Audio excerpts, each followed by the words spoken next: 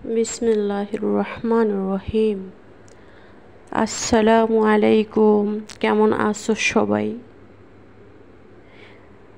আমি হীরা নিয়ে আসলাম আজকে নতুন আরেকটা লাইফস্টাইল ব্লগ। কেমন আছো তোমরা সবাই?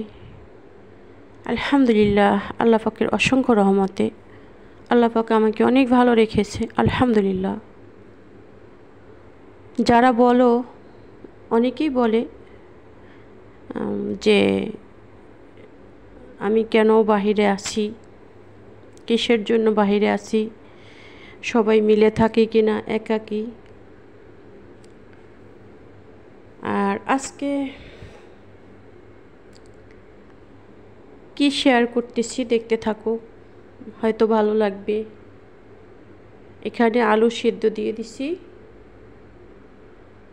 এইখানে ক্যাপসিকাম, ওটাকে আমি সুন্দর করে গ্রেটার দিয়ে গ্রেট করে নিছি এবং সব মশলা দিয়ে দিচ্ছি। এখন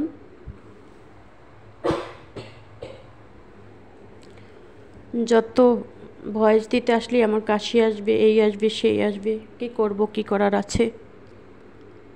তো সব ধরনের মশলা দিয়ে দিচ্ছি। এখানে গরম মশলা, ঠান্ডা মশলা, যা কিছু দরকার সব কিছুই আর কি দিচ্ছি।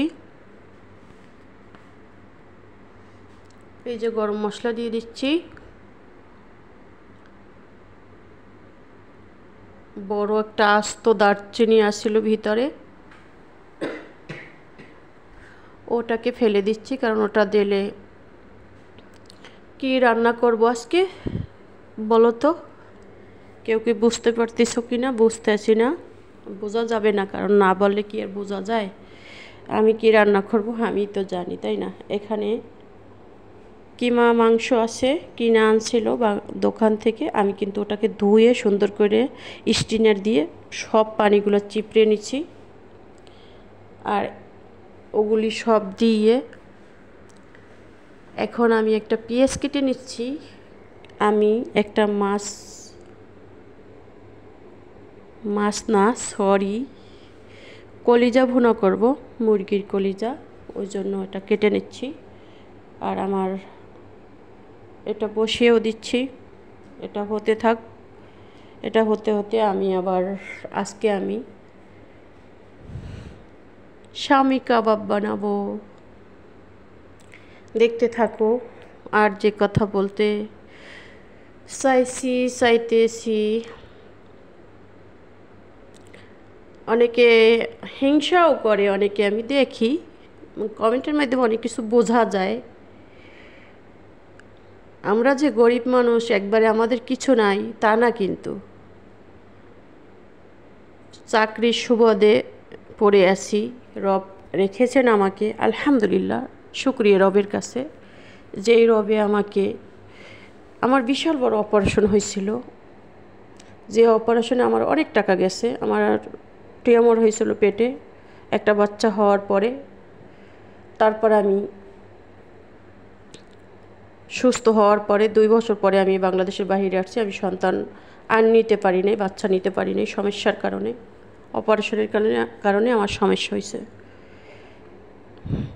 তারপরে আমার ফ্যামিলিগত অনেক সমস্যা, আমাদের অনেক কিছু ছিল। আমার বাবা একজন ব্যবসায়ী ছিল, আলহামদুলিল্লাহ আমাদের যা কিছু ছিল আমরা ভালোভাবেই সংসার আমাদের চলে যাচ্ছিল। কিন্তু আমার মায়ের অসুস্থতার কারণে তিলে তিলে আমাদের সব কিছুই কম বেশি, মানে যা হয়েছে আলহামদুলিল্লাহ, শুকরিয়া রবের কাছে সবসময়। তারপর বাবা 2বার করে অপারেশন হইল, সব কিছু মিলিয়ে আবার বিয়ে শাদী হইল। হাজব্যান্ডের বাবা মা সব অসুস্থ, বাবা মা ক্যান্সারে। আগেও বলছিলাম, হয়তো আমার বন্ধুরা অনেকেই শোনো নাই, 17 বছর না কত বছর বলছে, এত বছর ভুগিয়ে তারপর সে মারা গেছে। স্তন ক্যান্সার হয়েছিল তার। শ্বশুরে মোটরসাইকেল অ্যাক্সিডেন্টের পরে সেও 4 থেকে 5 বছর বিছনায় একদম কাতরাইতে দুনিয়া থেকে চলে গেছে। আর সেটার সঙ্গেই মানে তার সেবা যত্ন আমি করতে পারি নাই, তখন আমি নতুন ছিলাম।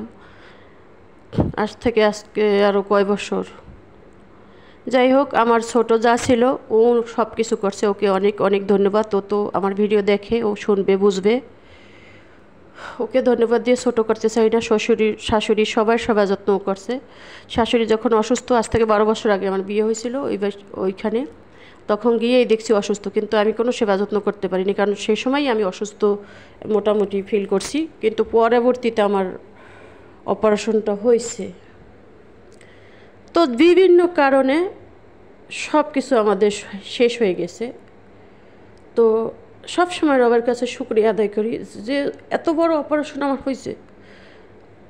আল্লাহ তো আমাকে পৃথিবী থেকে নিয়েও যেতে পারতো, যে রব আমাকে এই দুনিয়াতে এত সুন্দরভাবে রেখেছেন, হাত দিয়েছেন, পা দিয়েছেন, চোখ দিয়েছেন, কান দিয়েছেন, সব কিছু দিয়েছেন, আমি শুকরিয়া আদায় করে কখনো শেষ করতে পারবো না।